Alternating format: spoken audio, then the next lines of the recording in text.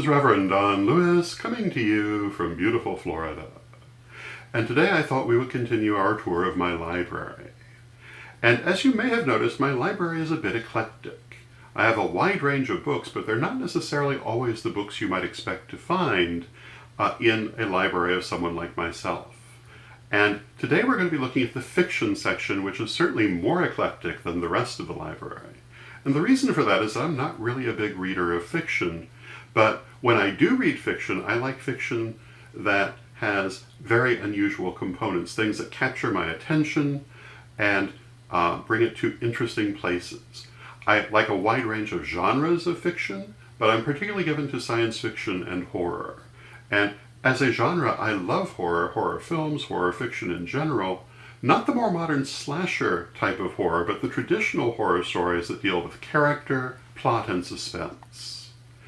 And one of my favorite books dealing with the horror genre is the Arbor House Necropolis. And let me share that with you now. This is the Arbor House Necropolis. You can see it has a very sensational cover on it, and it has its bargain book tag still on it. 30 years after I got it. I acquired it in the early 1980s. It was published in 1980 by Arbor House, obviously, and what it is, it's an anthology of horror stories divided into 3 sections. The first is the section on zombies, the second the section on mummies, and the third the section on ghouls.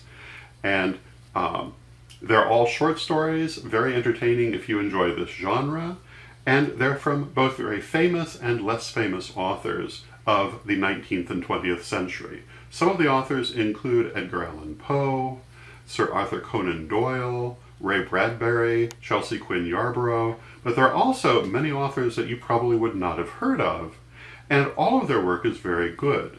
The book was compiled by Bill Pronzini, who did a wonderful job in selecting the stories, and if you like this kind of thing, I highly recommend it. For me, it was often a bedtime book, and I devoured it when I got it, and every now and then I go back and reread it because the stories are very interesting, often with very good twist endings that really make one think. And if I'm going to read fiction, I want to think. I am not reading it for emotional stimulation, but for mental stimulation. So this is one of my favorite fiction books, and I highly recommend it to you if you enjoy traditional horror fiction that deals again with character, plot, and suspense. And for many years I had nothing else like it in my library, but then a few years ago I discovered a second similar book, and let me share that with you now. This book is called Penny Dreadfuls, and it was compiled by Stefan Dziemianowicz, which I'm probably mispronouncing, and it is from Fall River Books, and it is another horror anthology, but in this case the stories specifically come from the Penny Dreadful magazines of the 19th century. And there are many short stories that come from that provenance. They're very interesting. Penny Dreadfuls, if you don't know, were a kind of magazine that was published for people who enjoyed adventure and horror literature, usually at a highly pitched emotional level, but also with very interesting qualities to it, often twist endings and unusual elements. And I highly recommend the book, but the thing that's most important in my opinion about this book is that it also includes the String of Pearls, probably the most famous Penny Dreadful offering of all time. And you say, what, Benny Goodman? No, not that String of Pearls. Rather, this String of Pearls is the original version of the story of Sweeney Todd, which first appeared in the Penny Dreadful market in the 1840s.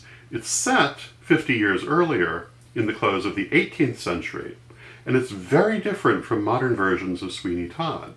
If you like the musical Sweeney Todd, if you like other renditions of this story, I would highly recommend the original, because it has many of the same elements, but offered in a very different way. And let me give you some example of that. Very often in modern versions of Sweeney Todd, the character of Joanna is reduced to a very small part, often as Sweeney's daughter, who is the ward of the villainous judge. In this version, there is no judge, and she is not related to Sweeney. Rather, she is the protagonist of the story.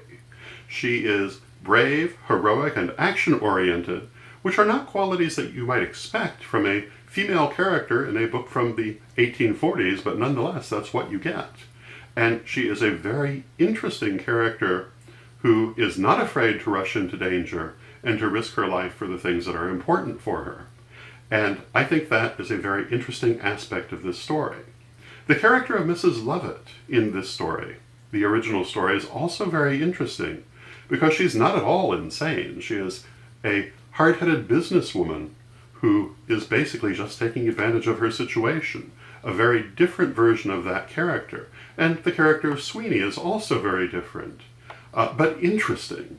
And the entire little novella is very interesting in its own right, as well as part of the larger Sweeney Todd oeuvre. So I highly recommend this book if you enjoy these things, and it's one of my favorites. So there are 2 selections for today. I hope you find them interesting, and until next time, may you blessed be.